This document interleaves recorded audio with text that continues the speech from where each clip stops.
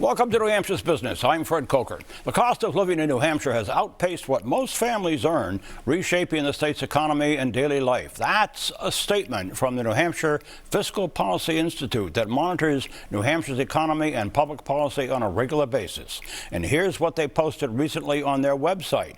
Percent increases for average prices in goods and services from 2005 to 2024 in the Northeast region. Look at this. Food up 72, medical care up 67%, housing up 62, transportation 52, recreation up 27%. And that is the Bureau of Labor Statistics has one of the sources for that. But anyhow, with me from the New Hampshire Fiscal Policy Institute is to brief us on their analysis of the cost of living in New Hampshire as we move into 2026. Jessica Williams, policy analyst, and Phil Sletton, research director. Welcome. Nice to have you on. Thanks for having us, Fred. Jess and Phil,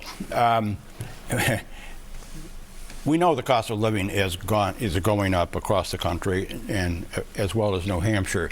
But here in New Hampshire, for decades, there have been price increases, cost increases, without the accompanying public policy and economic development to blunt those increases, especially in housing. Comment. Yeah, so right now what we are seeing when we look at the research over the 20-year period, which we examined earlier this year, we see a structural affordability crisis in that the needs that people have, whether it's food, whether it's housing, child care, health care, we've seen those costs increase, and particularly with housing, health care, and child care, those costs have outpaced inflation and outpaced income growth substantially. Yeah. Those are hard costs to avoid, particularly housing. Well, let's look at these two graphics here, and this, particularly on housing, which is, by the way, the Business Industry Association's #1 issue. And let's look at these graphics. Statewide median single-family house sale price, $19.99, $136,900. You can see the numbers. 2015. You can see the number 2025, and look at the increases. And here's a graphic again for the statewide median monthly rental costs for 2 bedrooms. 2000, the year 2000, 774, it's hard to believe.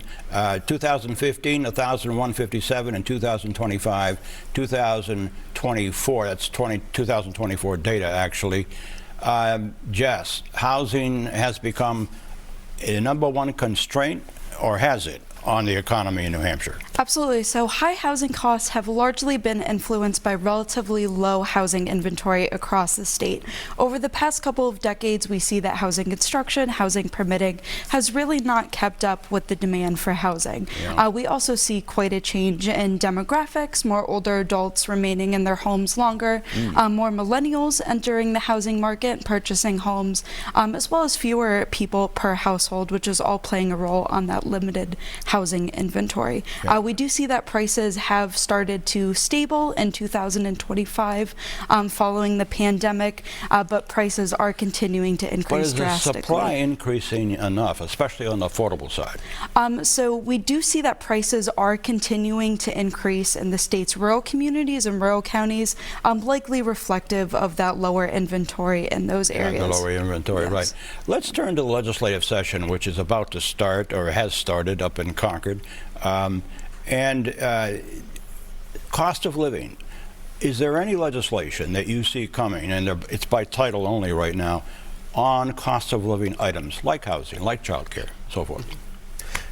So relative to housing, we could say that there are dozens of bills that we've seen relative to housing, at least that are coming forward ahead of the legislature. Childcare also has a strong handful of bills as well. Some of these bills approach the issue from many different perspectives. One on the housing front is there's a fair number of bills related to zoning and zoning law changes. Yep. So there's definitely going to be discussion in the legislature around particularly housing and childcare and how those relate to the cost of living in the state. How those discussions will pan out, we'll have to see over the next several months. Yeah.